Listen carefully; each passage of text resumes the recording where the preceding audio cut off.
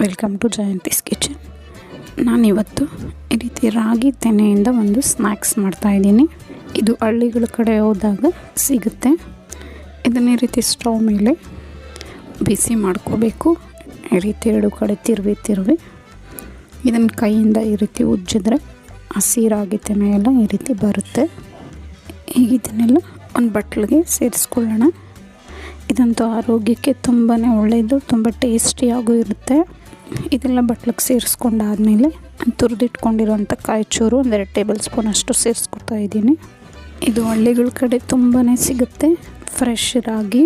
ಈಗ ಕಾಯಿಚೂರು ಸೇರಿಸ್ಕೊಂಡಾದ್ಮೇಲೆ ಬೆಲ್ಲ ಸೇರಿಸ್ಕೊಳ್ಳೋಣ. ನಾನು ತುರಿದಿರೋ ಬೆಲ್ಲ ರುಚಿಗೆ ತಕ್ಕಷ್ಟು ಸೇರಿಸ್ಕೊಂಡಿದ್ದೀನಿ.